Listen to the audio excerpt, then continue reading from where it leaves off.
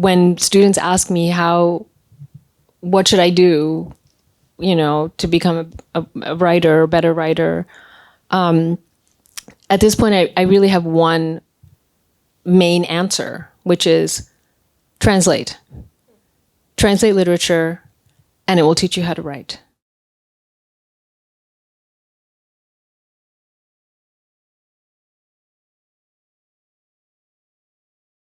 Hi, everybody. Welcome to the American Library in Paris. I'm Rachel Donadio. I'm the curator of cultural programs here, and it is a great honor and a pleasure to welcome all of you here this evening for our conversation with Jhumpa Lahiri. How many of you have not been to the library before? Well, we welcome you to this space and hope you'll come back. This conversation is part of Ways of Seeing, which is our new thematic programming series, which emphasizes connections between writing and visual art and unique perspectives. And it will run from now through mid-2026. And it's thanks to the former American Center for Art and Culture that the library has launched an ambitious strategic plan, Vision 2027, and Ways of Seeing is part of this initiative. So we hope you'll join us for more programming along the way. I'm going to briefly introduce Jhumpa. It's actually not so brief. I'm going to introduce Jhumpa, and then she and I will speak for about 45 minutes, and then we will open it up to questions from you in the audience. So welcome, benvenuta, bienvenue, Jhumpa. Jhumpa Lahiri is a bilingual writer and translator. She is the Millicent C. McIntosh Professor of English and Director of Creative Writing at Barnard College at Columbia University. She received the Pulitzer Prize in 2000 for The Interpreter of Maladies, her debut story collection. She's also the author of The Namesake, Unaccustomed Earth, The Lowland, which was a finalist for both the Man Booker Prize and the National Book Award in Fiction. Since 2015, Lahiri has been writing fiction, essays, and poetry in Italian. In Altre Parole, in other words, Il vestito dei libri, the clothing of books, Dove mi trovo, self-translated as whereabouts, Il quaderno di Nerina, and Racconti romani, Roman stories. She has translated 3 novels by Domenico Starnone and is the editor of the Penguin Classics book of Italian short stories. Lahiri received the National Humanities Medal from President Barack Obama in 2014, and in 2019 she was named Commendatore of the Italian Republic by President Sergio Mattarerlla. Her most recent book in English, a collection of essays entitled Translating Myself and Others, was a finalist for the Diamonstein-Spielvogel Award for the art of the essay. Please join me in giving Jhumpa one more welcome round of applause.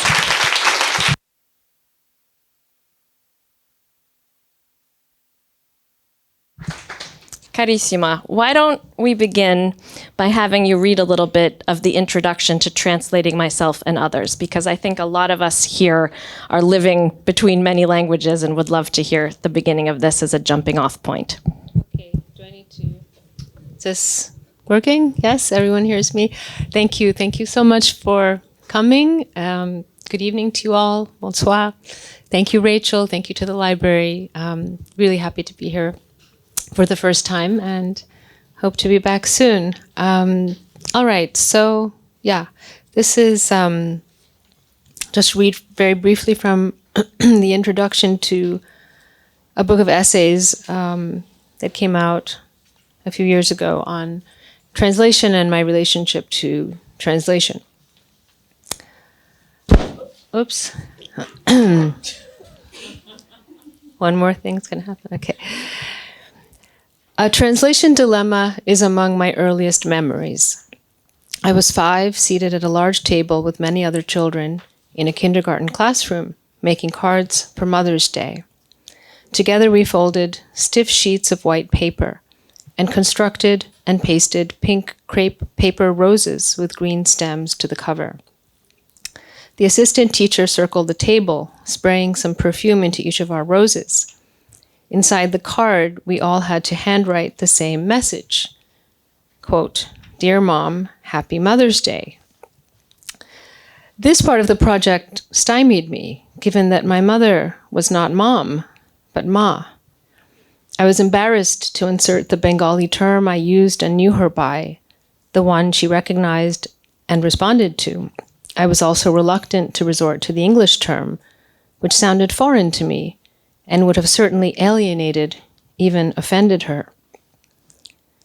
The memory is still fresh, though I can no longer remember what I chose to write inside the card.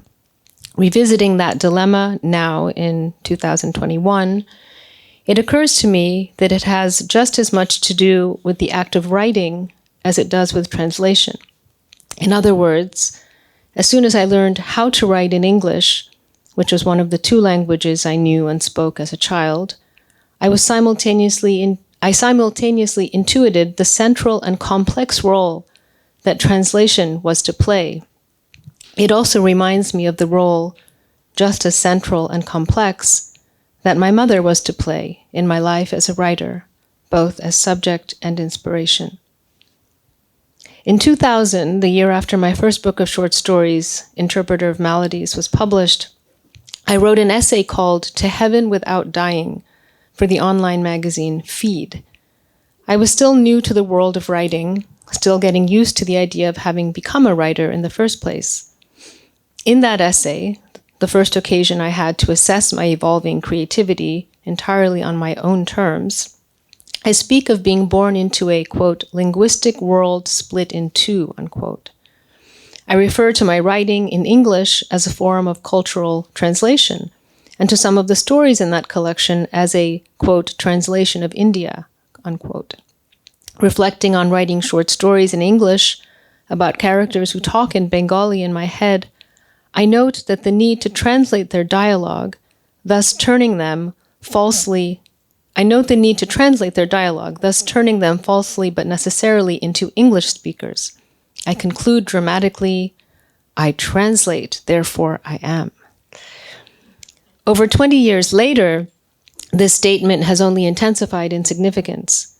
I risk quoting myself not only to signal that this is a book about translation, but to acknowledge that I have been thinking about translation for my entire conscious life. As that early essay already makes clear, becoming a writer in English meant becoming a translator as well. And yet, I was a translator before I was a writer, not the other way around. As a graduate student for my master's thesis, I translated some short stories by the great Bengali writer Ashapurna Devi, thanks in great part to my mother's willingness to read them out loud.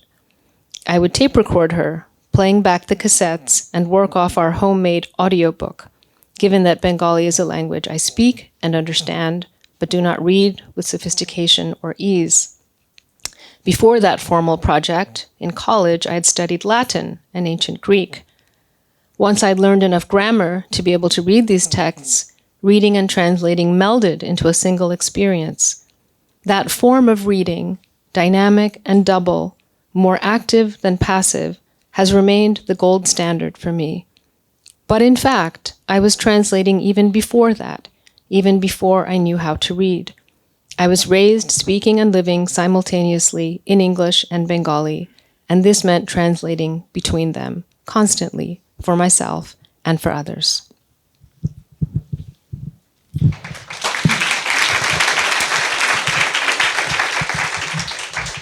I think that's a perfect jumping off point.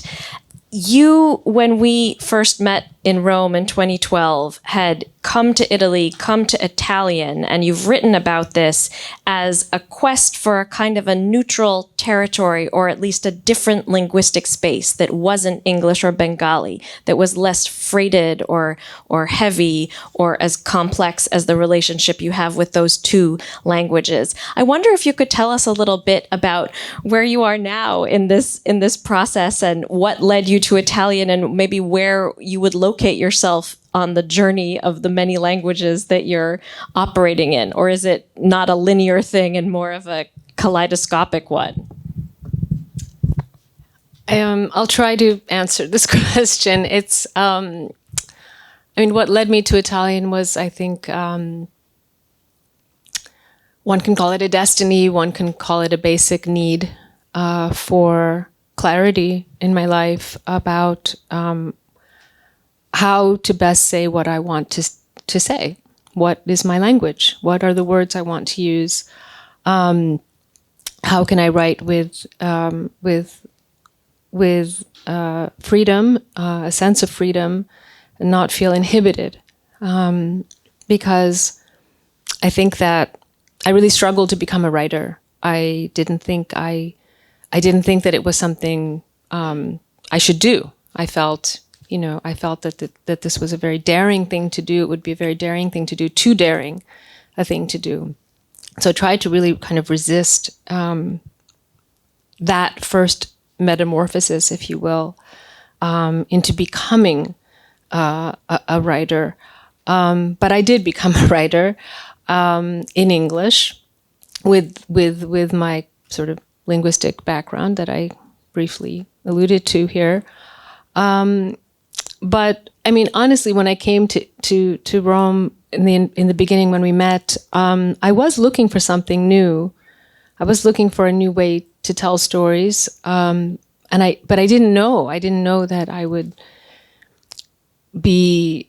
become, that I didn't realize that Italian, a language that I'd been studying, that I knew basically how to speak, more or less, that I was drawn to for mysterious reasons I still really can't explain to you or to myself.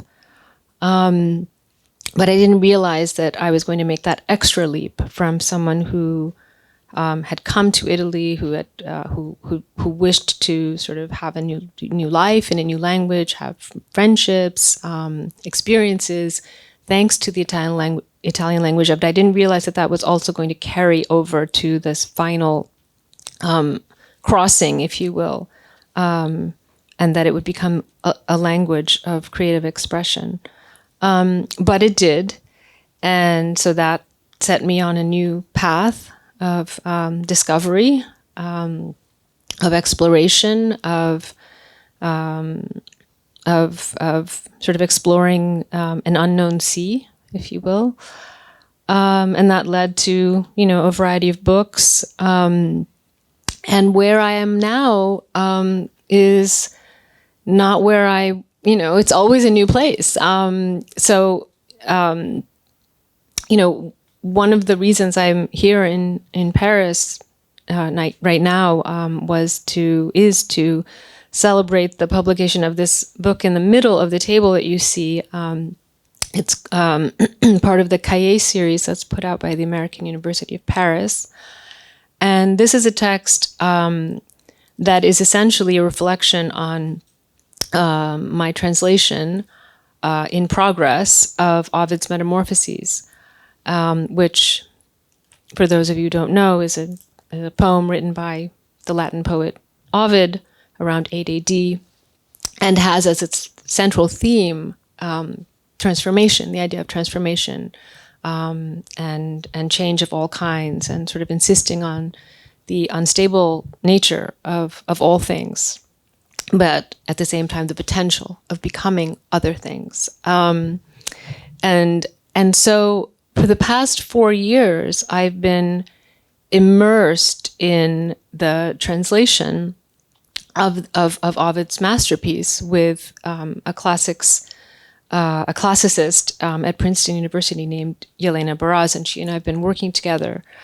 And so inevitably, the very careful focus of my Italian trajectory and writing in Italian and writing one book and then another book and sort of building on that has been now joined with another enormous task, which is the translation of Ovid's Metamorphoses from Latin into English.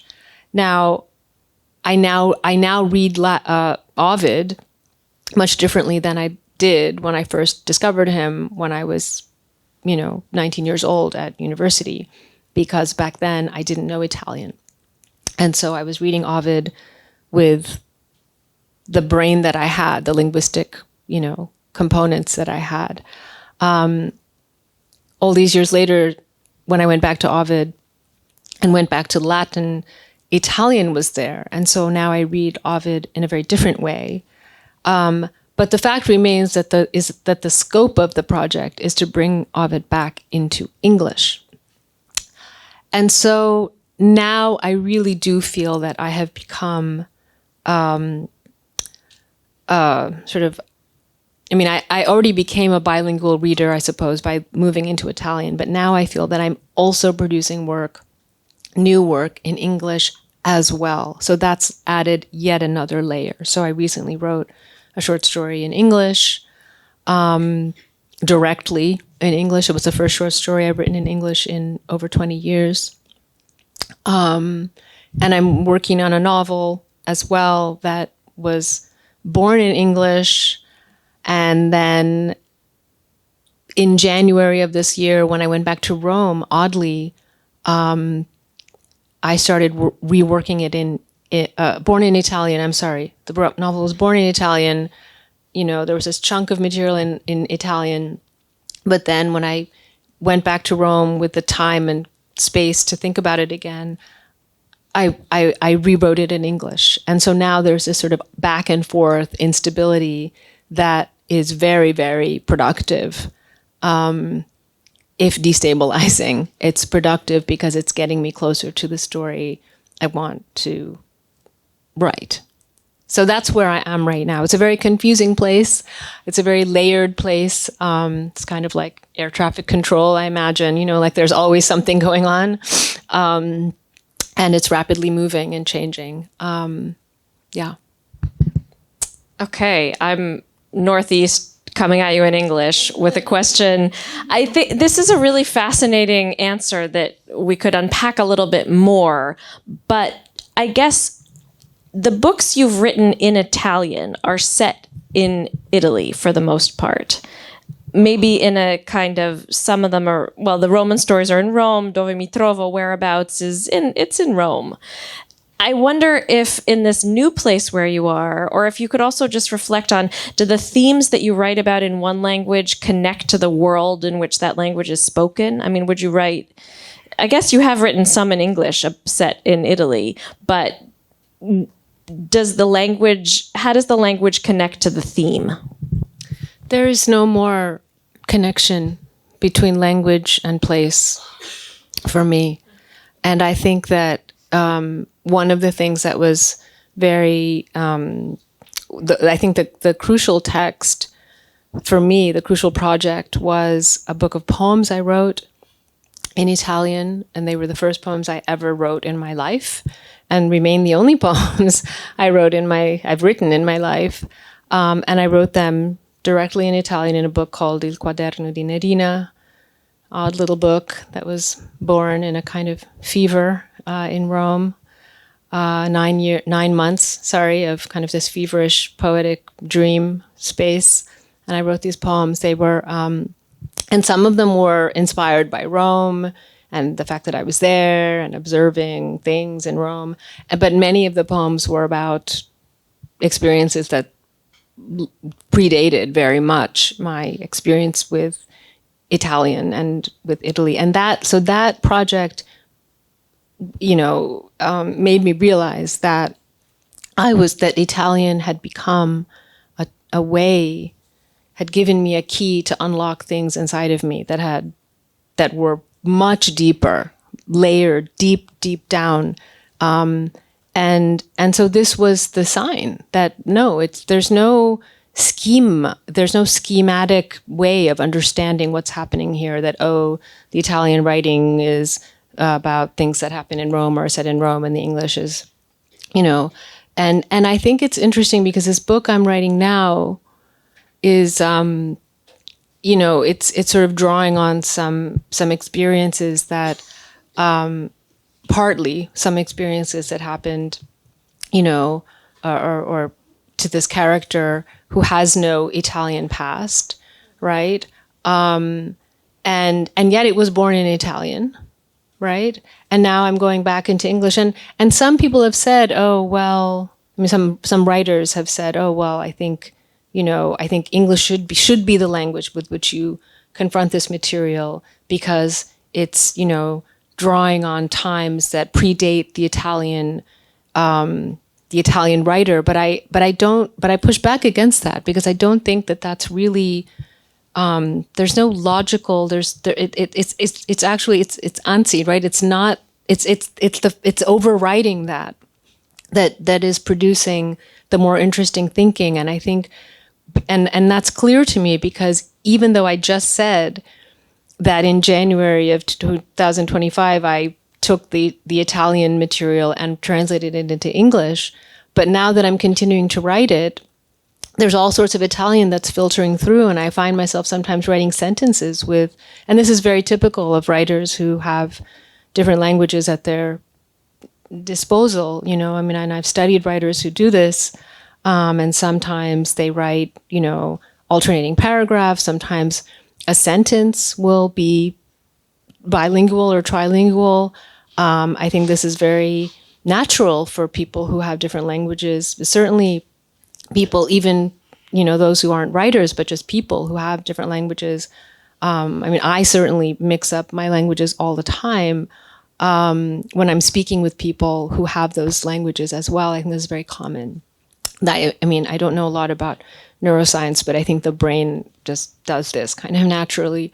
But so yeah, I think that, you know, I push back against this idea of sort of a language sort of representing a time in your life or set of experiences that are connected to that language and not the other language. Because I don't think I would have moved into Italian in the way that I did if it were merely a way into sort of thinking about my new life in Italy. Because I think what's most urgent for the writer is to unlock things that we aren't able to articulate. And Italian did that for me. It allowed me to unlock things about myself and the way I thought about things and the way I saw things that I wasn't able to see in English, or felt that I wasn't permitted to see in English, right? That you weren't permitting yourself to see, or that the language itself was a limiting factor?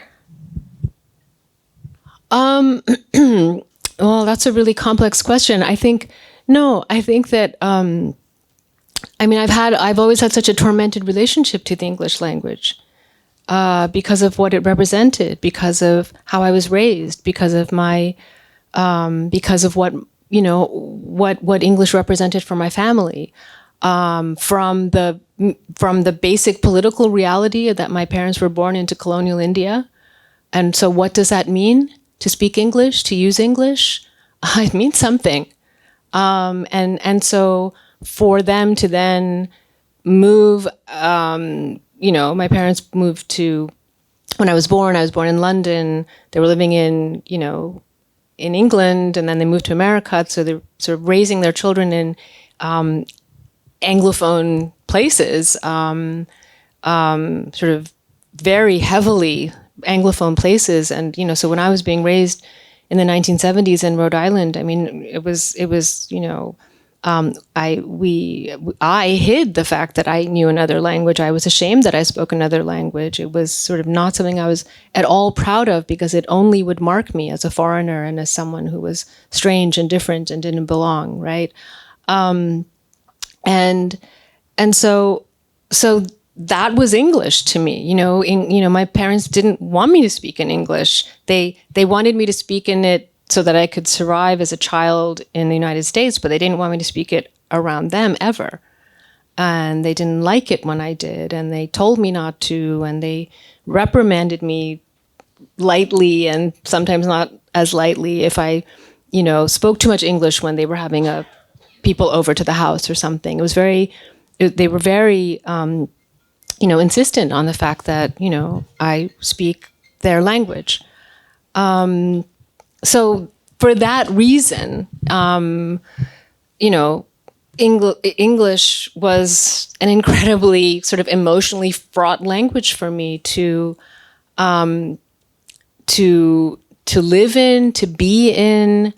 But at the same time, you know, my first happiness was coming into a library in my hometown and discovering books and discovering reading and the joy of reading and the space of reading and the consolation of reading was so important to me as a child, and all of those books were in English. And the fact is that I wasn't taught to read in Bengali. I was taught to read in English. And so such an enormous part of me and my development was very rooted in the English language.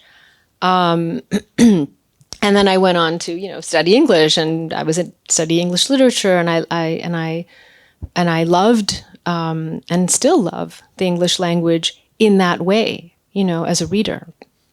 And so, but if you ask me about sort of why I felt that I couldn't say certain things, I think it has to do a little bit with these all of these layers of sort of, you shouldn't be speaking in English, or English is somehow English was at a very distinct remove from the language, that should have been centered, even though my ability to as a Bengali speaker, was always limited in that I was fluent and I am fluent, but I wasn't educated in the language. So I have this sort of, problem that I think many children of immigrants have, where they learn the language in their home, they speak it, and they have a very intimate connection to it. But at the same time, they don't study it properly and formally, so they don't know the rules and they don't read in it. And so therefore they don't have that sort of other side of the language, right? They don't have that other relationship to it. I want to pivot slightly to ask about the process. A lot of writers are probably in this room.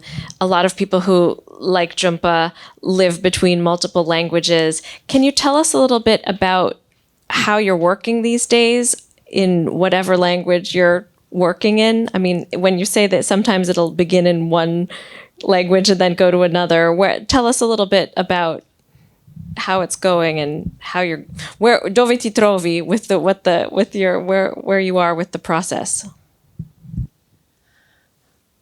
I write what I hear. I always have. I think writing is a process of hearing, among other things. One has to hear the words. I've always believed that, and I've always felt that. And I literally hear sentences or words, and that has been my process from the beginning. And I write them down. I write down what I hear. And so I hear things in English. I hear things in Italian. Sometimes I hear things now. I mean, now that I've sort of opened the doorway that I had up until very recently. There was a doorway between English, Italian. Now that it's more like a screen door or something. There's more porosity and back and forth, and I just my process is. When I hear things, I write them down. And when I have time to hear things, when there's silence and time and space, I write them down. And sometimes that can be very fleeting. Sometimes that can be, whatever, during a short airplane flight, or sometimes it can be sort of more sustained, sitting down in a library or wherever, and thinking about entering into the world of the project. But usually when something is off the ground, it is a process of hearing. And I owe my writing teacher of many years ago in Boston University, Leslie Epstein. He sort of made me and the other students in the room aware of that writing was, it's a process of seeing and thinking and feeling, and so it's a very layered process, the act of writing. But I think for me, you hear the story. Principally, you hear the story, and that's what determines, shall we say, whether whether the sentence is in English or Italian, or what percentage or whatever. That's not really in my conscious control, because it really is like it's a voice that I'm hearing,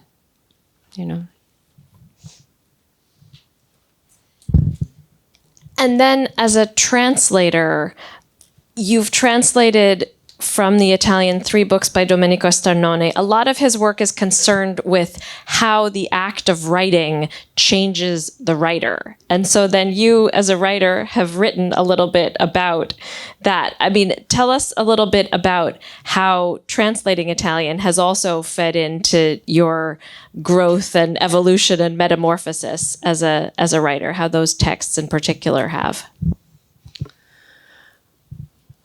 Well, I was very fortunate to have translated a writer as great as Domenico Starnone, who is truly, in my opinion, the greatest living Italian writer. I mean, he really is an extraordinary writer, and so learned and yet so light at the same time. And he has become a very dear friend and mentor to me. So just enormous gratitude for the relationship we have. And, you know, look, I think that, I mean, I teach creative writing, I've taught creative writing, and when students ask me what should I do, you know, to become a writer, a better writer, at this point, I really have one main answer, which is translate. Translate literature, and it will teach you how to write. If you really want to learn how to write, work with whatever language you have, even if it's a very rudimentary knowledge of the language. You know, translate some simple prose or a, you know, relatively simple, syntactically simple poem, which are sometimes the most profound poems. And that will give you access to what literature is and how it's made in a way that nothing else. I mean, you can generate your pages and your drafts, and, you know, but I really believe that, because I think that my translating Domenico Starnone was what enabled me to write, for my Italian writing to go to a whole new place. And it was because it was through translating him that I learned sort of how syntactical movements and rhythms and patterns of sentences in prose in Italian that I wasn't able to grasp otherwise. And so it was a revelation for me to be able to translate him, and also to be able to translate a number of other writers, you know, in the anthology that I edited some years ago of Italian short story writers. You know, so I've translated writers who were, you know, no longer living. So I translated, I don't know, Lala Romano and Fabrizia Ramondino and other writers who showed me their own pathways. I mean, every writer can teach you something. If you translate them, every writer can teach you something that it's like an imprinting, right? So then you learn something that is so valuable and unique. And then you can use that, or some of it, or a lot of it, or sort of depending on what you need to be doing.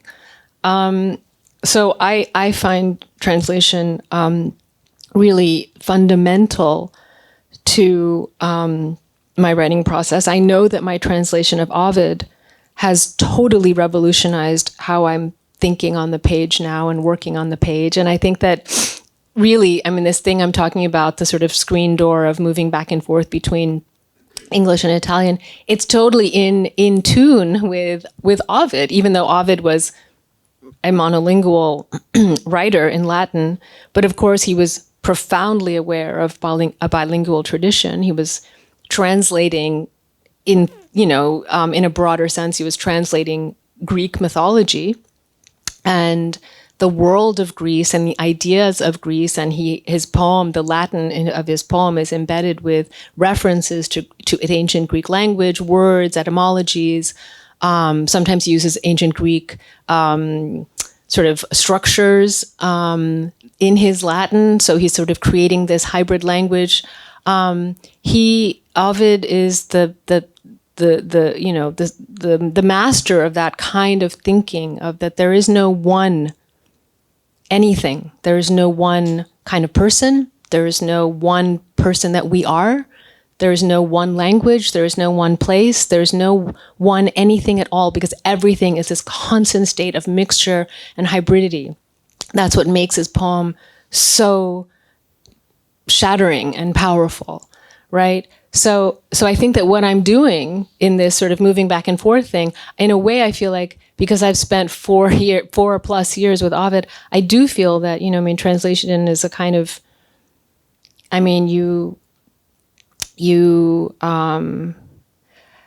can I say this without sounding kind of odd? But you summon the ghost of the writer, and you ask him or her to come and guide you and visit you in the way that, Dante needs his Virgil, right? So I think every writer needs that figure. And I've always written in some sort of response to other writers, right? And so now sort of Ovid has taken a very central role in that, in sort of who is showing me the way, who is paving the way. Because writing is a big dark room, and without someone to pave the way, it's difficult, right? And I've always sought out somebody in the darkness. And so now it's Ovid, and I think his insistence on this, always going back and forth and interrupting himself and moving on to the next thing. So that has really, I think, opened up this new, very exciting floodgate for me. Who are some of the others you've followed in the past? Writers. Well, through the dark room. The dark room. So many. Certainly, Mavis Gallant is one who shone the light for a long time. James Joyce shone the light. Chekhov shone the light. Virginia Woolf shone the light. Thomas Hardy. They're different, right? And they shine different lights. They teach you different things. And I think that's important too, to just read widely and to be open to different people showing you, different pathways. You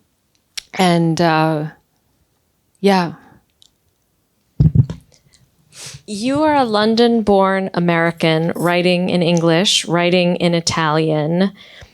Do you think of yourself as an Italian writer? Who gets to decide that? And what do you make of the debate around questions of Italian writer, French writer, how these things get caught up in larger national questions? Well, I think I'm old enough and lived long enough in the world to not have any illusions about these things. And I've had no relationship ever to a national identity. I've never felt American. I've never felt Indian. And I'm clearly not Italian. But I have relationships to languages. I've had relationship, as I've said, to the Bengali language of my upbringing, my mother and father, and their world. I have a relationship to English, mostly as a reader, as a young person, because I was raised really in a kind of Bengali bubble socially, and I didn't have very many friends. As a child, I was very shy, very hesitant to make friends, I think partly because of this reality, this kind of familial reality. And now I have Italian as a third sort of robust language in my life, a language of writing, a language of life, a language of friendships, and so on. But that's what I have. And I've written about this, I think, in other words. My only real relationships, apart from my human relationships, are with words. And those are the two things I feel that I can have true relationships with, is with the words I have and the people I know and care about. And I have, apart from that, I have passports. I have 2 passports. They let me, until now, move around more or less to the places I'd like to go to. But they don't have meaning for me beyond, the fact that I need these documents so that I can travel and, discover new places and that kind of thing. It's clear that I'm not an Italian writer. I don't claim to be an Italian writer, but I think my writing in Italian, I think any writer writing in another language that is not quote unquote their language, brings up very interesting questions about what is language and who is allowed to possess language, because I think those questions are very much circulating, whether loudly or quietly in the room, when writers decide to cross linguistic barriers, and sort of, it creates tension for some about sort of who is allowed to use a language, to practice a language, to express oneself in a language, and whether this is true writing or somehow derivative language writing, false writing, not real writing. I mean, many people, when I started writing in Italian, said, "Well, but you're just translating, right? I mean, you're translating what you would." Your English writing, this is what you're writing in Italian is an active translation. And I would say, well, no. And I would go back to my theory of, well, I hear things in my head and that's how I write. And so I'm hearing things in Italian and that's why I'm writing in Italian right now. But that was very hard to explain. But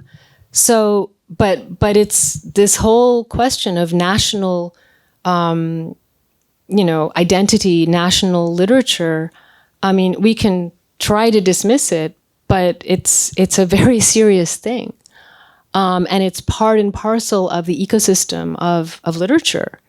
And who is celebrated as a French writer or as an American writer. We're in the American Library of Paris. And what do these things mean? Without some of these definitions, everything falls apart, right? And, if you read Ovid's poem, if you read the Metamorphoses, it begins with a description of how the world comes to be made. And it must be made out of a state of chaos in which there are no borders.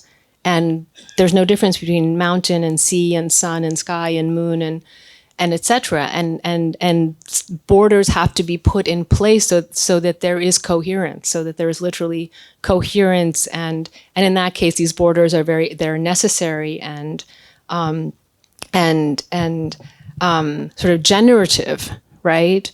But at the same time, I think, the world struggles with sort of, what do we do in the wake of the nation state and national literatures that come to represent who we are and what we celebrate and whose statue is in a park and whose statue isn't in a park and who are we going to name our roads after or not, right? So in that case, it's an interesting question that I look into and I think about a lot. I mean, when I teach a course now on, the course is called Exophonic Women. So exophonic is this term that's been invented. It's an invented word to describe people who cross linguistic borders. So Beckett would be is a famous example of an exophonic writer who learns French, comes to France, starts writing in French,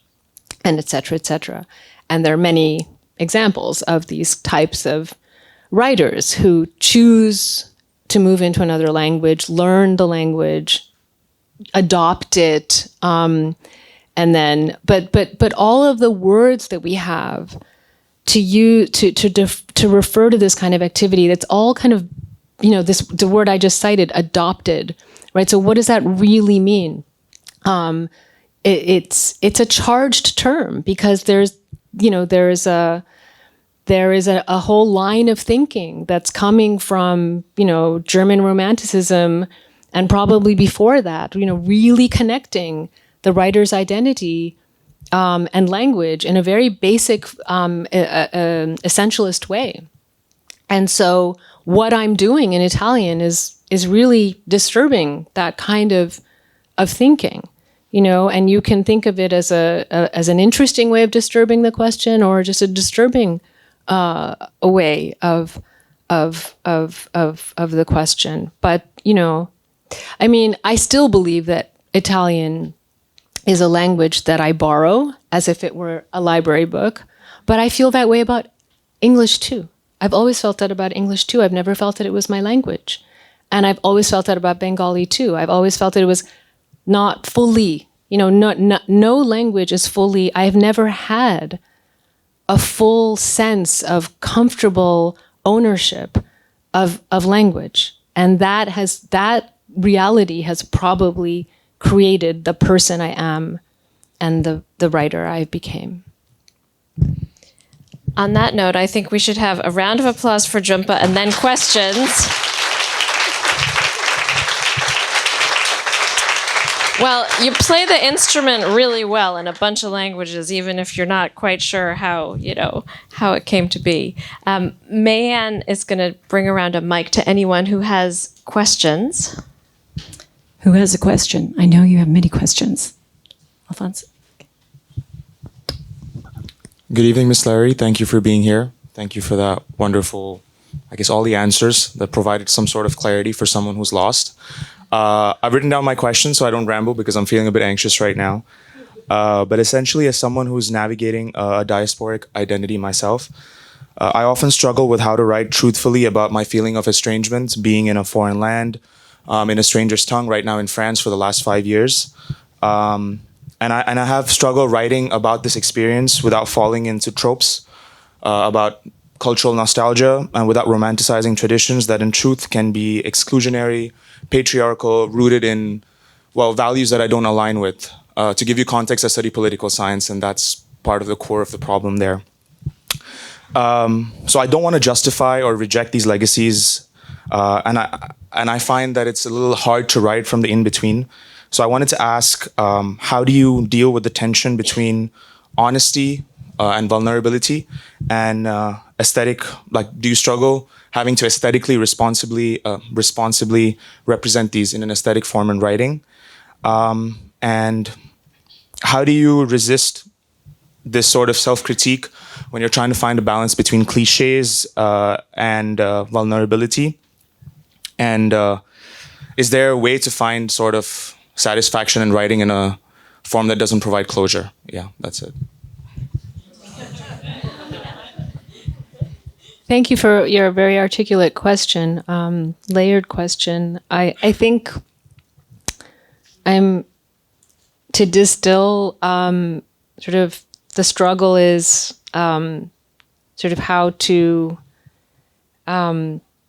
find your true voice, I suppose, in spite of sort of problems of potentially inauthenticity, or is that fair to say? I mean, is your question sort of directly speaking of to the challenge of expressing yourself and being vulnerable, as you say, in a language that is quote unquote sort of not yours? Is that part of what you're asking? It's less about the language being English, but more about maybe my voice and tone. I'm not going to ask you to how I can find my own voice. I feel like that's a lot of pressure to put on someone who doesn't know me, and it's a burden that you shouldn't have to have. But just maybe your experience having to balance writing between what people might consider cultural cliches, referencing the smell of cardamom unnecessarily in a writing, while trying to represent what my childhood was like, and then also trying to balance it with the rest of the cultures that I represent. I mean, maybe I'll just fast forward to the last bit of what your question was sort of, how can we do this in an imperfect or open-ended way? And I think, in spite of it being imperfect or open-ended, but I think that actually, I think it's important for writing to be imperfect and open-ended. And I think of everything I've written as imperfect and open-ended, and that opening is what allows the next project to come and take its place. And I think that, I mean, I think it's important for the writer to have a sense of. I mean, I'm very aware when I write if something sounds true or not, and I'm not talking about the truth, right? I'm not talking about whether it happened or it didn't happen, but things must ring true, right? Art must ring true, even if it's built on fabrication, invention. And if it doesn't ring true, it's not alive and it's not working. And so I think that's why writers generate pages and pages and pages, because we know we've developed this intuitive capacity for distinguishing what rings true from what rings false. And for me, it's really about the language. Does the sentence ring true? Does this sentence feel truthful as a sentence? And once I feel that it does, I can accept it. Though it's probably not perfect, and it's probably, could be written in 12 different ways that, but if it rings true, it allows me to sort of accept it and to move on. And I think I don't know if that's helpful to you or not, but I think that it's a very subjective thing. It's a very personal thing. It comes from a place very, really deep inside. So it's not corresponding to writing is not a rational activity. There aren't rational criteria that one can apply to writing, especially not the kind of writing I do. So I think that what I would suggest is to sort of hone that place inside of you that allows you to hear the sentences and believe in their truth, for you, for yourself, not for the next person or the reader or the critic or whomever, or the judgment, the voice in your head, which is usually the worst of all of those voices, all the censoring voices and all the obstacles that we throw up for ourselves. So I hope that's helpful. Someone else?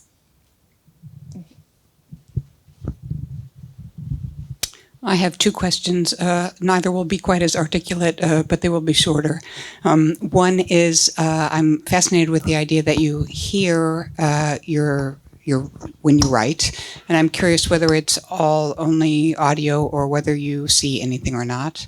And the other is totally unrelated. Whether you think there's been a long history of people who are non-English speakers coming to write in English. Nabokov, just comes to mind. And do you think it's more fraught going one way than the other, or more politically difficult going one way than the other? Thank you. So what do you mean by, so sort of into or versus out of English? Is that the way, there's the ways we're talking about?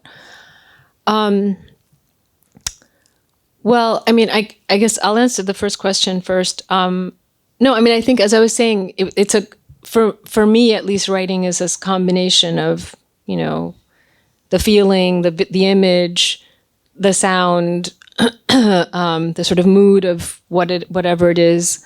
But I think also different stories start in different ways, so like, so I mentioned Mavis Gallant earlier. She talks about how many of her stories come from an image, and one of her famous stories is about, she thinks about this mother and daughter walking across a bridge in Paris and throwing these letters into the Seine, and that gives her the seed, right, to write the story. So many writers have these kinds of examples of the image, the scene, and then the story wraps itself around it. But as I said, there's a little bit of that going on with me, but the dominant thing is when I'm actually writing. So when I'm in the space with my notebook or whatever it is, if I'm not hearing anything, nothing's going to happen. So that's why I stress that. And I think that has a lot to do with my relationship to language, and needing to hear the language. But so what? So the second question you're asking whether I think it's harder to move out of English or into English. I mean, I think it totally depends on the writer and where they're coming from and what they're doing, right? From a cultural conscription point of view or whatever, not. I mean, from a political or cultural conscription point of view, as opposed to. That's yeah. So I mean, look, I think that So one of the things that strikes me is, given that there have been so many writers who write in English, whether they are, sort of Indian writers who grow up in a country where English is the lingua franca and the language of colonialism, and so we have like a raft of writers who write in English from all over the world for that kind of given those those circumstances, and then we have other writers who really choose to write in English. So Nabokov, or more recently someone like Iyun Lee or Alexander Himon, both of whom were my former colleagues at Princeton. So I cite them, having known them. So I think one of the things has been interesting for me is, so when my writing in Italian is often, when I'm in one of these situations in Italy, or a newspaper article or whatever, something's being written about it, the way that the Italian language is presented for the audience and how I'm presented is to say, oh, Jhumpa Lahiri, she writes nella nostra lingua. And that means in our language. She writes in our language. And, and in the beginning, I would really stop and think like, what is, because I'm someone who thinks obsessively about language, needless to say, but I think all writers do and most people should. But I thought, well, what is up with this nostra lingua, la nostra lingua? Why is it our language? Why isn't it just language? Why isn't it just she writes in Italian? No, there's always nella nostra lingua, because it's part of the Italian language, and part of thinking about the Italian language is to say, è la nostra lingua. Right? To say, like, we're this group of people, we're Italians, we speak this language, it's our language. And when, look, this person over here, she's writing in our language, how interesting, let's talk about it. Now, if Iyun Lee is being introduced in wherever in the United States, no one is going to say, look, Iyun Lee, for the past 20 years, she's been writing English, she's been writing in our language.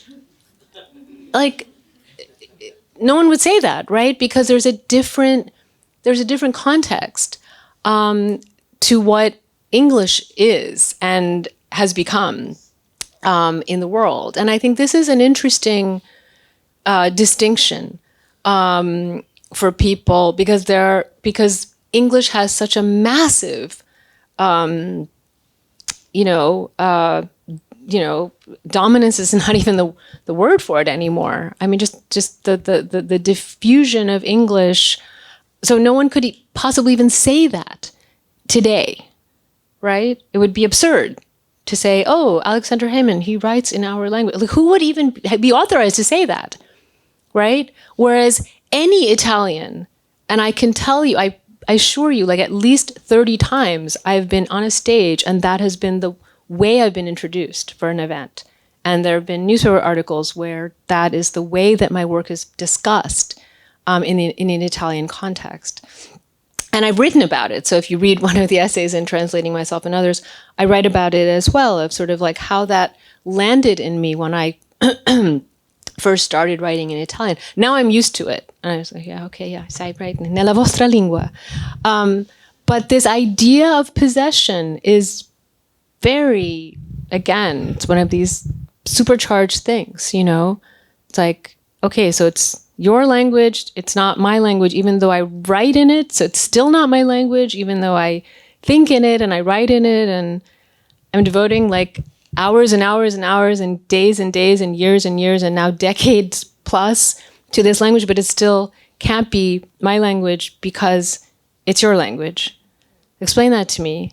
But I don't think and I don't say this because I'm the only example or whatever. I think this is something that could possibly happen in other language contexts and realities as well, right? It's really goes to the basic question of who is the outsider, who is foreign, and who is native. And, the native language is spoken by the natives. The natives. So all of these words are like, they're all on a spectrum, right? I think we have one other question here. It's a very loaded. No, you can go ahead.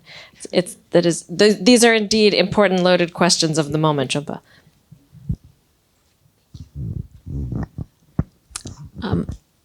Thank you very much for your very, very thoughtful answers, and especially because I feel like I know a lot more now about why you write now and what drives you to write, now that you are a writer and have been a writer. But I wonder what initially you spoke about the fact that actually becoming a writer was a challenge and a very risky challenge, or maybe too risky for you. So before you were a writer, what made you become a writer? What ultimately made you want to write or actually be able to write initially? Well, I was always writing secretly. As soon as I learned how to read, I started writing as a child, just copying things that I was reading. And I think part of this was because English was a foreign language for me. And so in a way, so I would read a story, I would read a short book or whatever, and writing a version of it was a way for me to sort of underline sort of what I had read and sort of help me to practice what I had read and to kind of make it go inside. I think that was part of what was maybe driving me to write when I was a child, to just somehow, we just talked about this word possession, but I think a writer must possess her language, even though I know rationally Italian is not la mia lingua, right? But I have had to possess it in my way, because otherwise how else can I write in it? Even if it's a borrowed book, I do hold it in my hand when I use it, it can't not be that way. And so I was always writing as a child in this way, but it was a very kind of secret, semi-secret activity for many years. I think it just was part of the broader kind of panoply of creative activities that many children have. I drew, I was in plays, I wrote stories. It was all just kind of part of this broth of things that one does when one is little, make-believe, imagining things. But no, I felt that, I don't know, there were just many factors. I was born into, on my mother's side, my grandfather was a painter. My uncle, her brother, was also a visual artist. And it seemed that honestly, it seemed that art was more sort of what men could do. And that women needed to do everything else. And if you wrote, that was okay, but you needed to be a mother and be a wife and cook 3 meals and sew the clothes and do all the other stuff too. And I think this is something that's very typical in traditional cultures, which is why it's been so hard for women to write for so many centuries across the world. So I just wasn't raised with being encouraged to do those kinds of things. I was raised to sort of go in another direction. But I think it also had to do a little bit with my personality, which was very retiring and sort of wanting to sort of a very kind of observant but not communicative person. And I think that actually is the state, the the starter state of so many writers. And I think the crucial thing about becoming a writer is to flip that and to be okay, feel okay that you actually can say something and that you have a voice and it's okay for you to say something. And I think that many people don't become writers because they never get to that point where they feel that it's okay for them to express themselves. But I really did feel very fearful of expressing myself in any way. And so I resisted it. That's why I kind of, didn't, I don't know. I just thought it was a very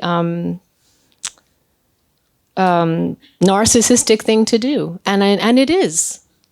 It is a narcissistic thing to do, to think that you're important, to think that what you have to say is important, that other people should care about what you have to say or how you see things.